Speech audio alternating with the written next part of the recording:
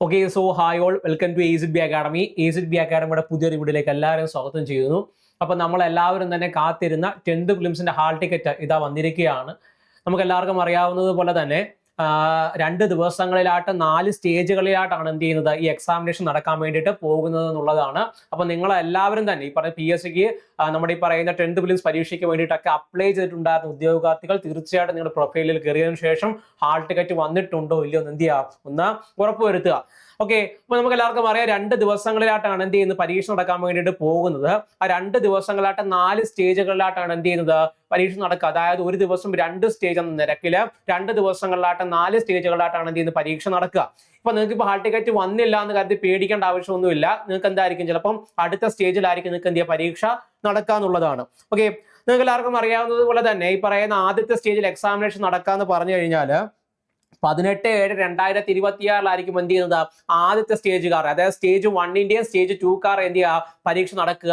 അപ്പൊ അതായത് നിങ്ങൾ ഈ പറഞ്ഞ രീതിയിൽ കമ്പനി ബോർഡ് LGSനും ബെവ്കോയ്ക്കൊക്കെ വേണ്ടിയിട്ട് അപേക്ഷിച്ചിട്ടുള്ളവരാണെങ്കിൽ, ഓക്കെ, കമ്പനി ബോർഡിനും ഇല്ല, കമ്പനി ബോർഡ് LGSനും കമ്പനി ബോർഡ് LGSനും അതേപോലെ തന്നെ ഈ പറയുന്ന രീതിയിൽ ബെവ്കോ LDക്കൊക്കെ വേണ്ടിയിട്ട് അപേക്ഷിച്ചിട്ടുള്ളവരാണെങ്കിൽ നിങ്ങൾക്ക് എന്താണ് ഈ പറയുന്ന രീതിയിൽ ഹാൾ ടിക്കറ്റ് എന്ത് ചെയ്യും 18-ാം തീയതിയാണ് നിങ്ങളുടെ പരീക്ഷ നടക്കാൻ വേണ്ടി പോകുന്ന തീയതി എങ്കിൽ നിങ്ങൾക്ക് എന്തായിരിക്കും ഇപ്പൊ രീതിയിൽ 4-ാം തീയതി തൊട്ട് എന്താണ് നിങ്ങൾക്ക് ഹാൾ ടിക്കറ്റ് വന്നു തുടങ്ങിയിട്ടുണ്ട്. നിങ്ങൾ എന്ത് ചെയ്യുക, തീർച്ചയായിട്ടും ഒന്ന് കയറി നോക്കുക. ഓക്കെ, ആദ്യ സമയങ്ങളിലൊക്കെ കുറച്ച് പേർക്ക് കിട്ടിയിട്ടില്ല എന്നൊക്കെ പറഞ്ഞിട്ടുണ്ടായിരുന്നു. ഓക്കെ, ഈ പറഞ്ഞ സൈറ്റിന്റെ വിഷയം കൊണ്ടായിരിക്കും ആദ്യം ഡൗൺലോഡ് ചെയ്യാൻ പറ്റാതിരുന്നത്. അപ്പൊ അതുകൊണ്ട് നിങ്ങൾ എന്ത് ചെയ്യുക, ഒന്നും കൂടെ ഇപ്പൊ രീതിയിൽ ലോഗിൻ ചെയ്തതിന് ശേഷം എന്ത് ചെയ്യുക, ഇപ്പോൾ ഒന്ന് ലോഗിൻ ചെയ്ത് നോക്കി കഴിഞ്ഞാൽ എന്ത് ഇപ്പൊ കിട്ടും. അപ്പൊ നിങ്ങൾ എന്ത് ചെയ്യുക, ഉടനെ തന്നെ പോയതിനു ശേഷം ഈ വീഡിയോ കാണുന്ന സമയം തന്നെ നിങ്ങൾ എന്ത് ചെയ്യുക, പോയി ഒന്ന് ഡൗൺലോഡ് ചെയ്ത് എടുക്കാൻ വേണ്ടിയിട്ട് എന്ത് ചെയ്യുക ശ്രമിക്കുക. ഓക്കെ, അപ്പൊ 18-ാം തീയതി പരീക്ഷയുള്ളവർ പ്രധാനമായിട്ടും നോക്കേണ്ട ഒരു കാര്യം എന്ന് പറഞ്ഞു കഴിഞ്ഞാൽ 2 സ്റ്റേജുകളിലായിട്ടാണ്. അതായത് നിങ്ങളുടെ പരീക്ഷ രാവിലെയാണോ അതോ ഉച്ച കഴിഞ്ഞിട്ടാണോ എന്നുള്ളത് എന്ത് ചെയ്യുക, നിങ്ങളൊന്ന് നോക്കി വെക്കുക. കാരണം സ്റ്റേജ് 1 ആണ് നിങ്ങൾക്കെങ്കിൽ നിങ്ങൾക്ക് രാവിലെ 10 മണി തൊട്ട്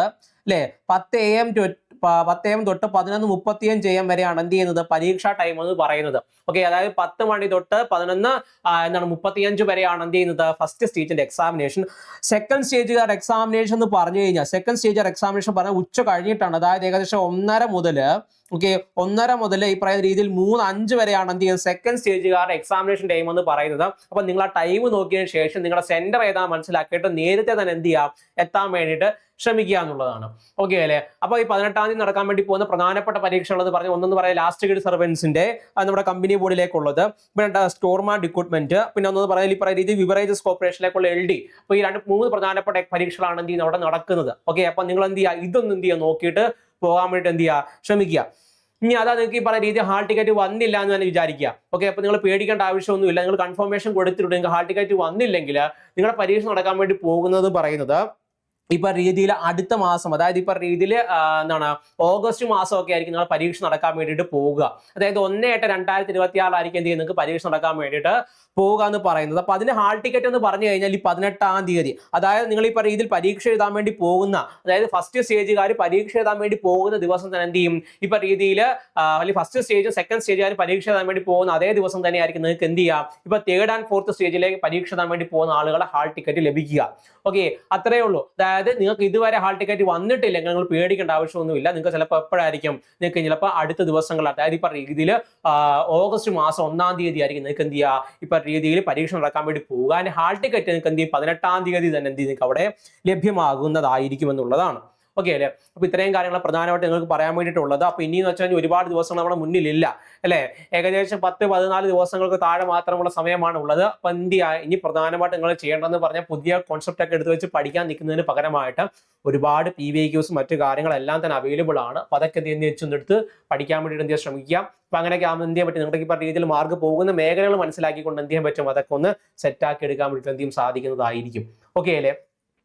പിന്നെ നിങ്ങൾക്ക് എല്ലാവർക്കും അറിയാവുന്ന പോലെ തന്നെ എന്താണ് PVQs ഡിസ്കഷൻ അതൊക്കെ മാക്സിമം കിട്ടുന്നതൊക്കെ എന്ത് ഒന്ന് പ്രാക്ടീസ് ചെയ്ത് പോവുക. പിന്നെ എന്ന് പറഞ്ഞു കഴിഞ്ഞാൽ ഇപ്പം രീതിയിൽ പുതുതായിട്ട് ടോപ്പിക്കുകൾ പഠിക്കുന്നതിന് പകരമായിട്ട് റിവിഷൻ നല്ല രീതിയിൽ എന്ത് ചെയ്യുക ചെയ്തെടുക്കാൻ വേണ്ടി ശ്രമിക്കുക.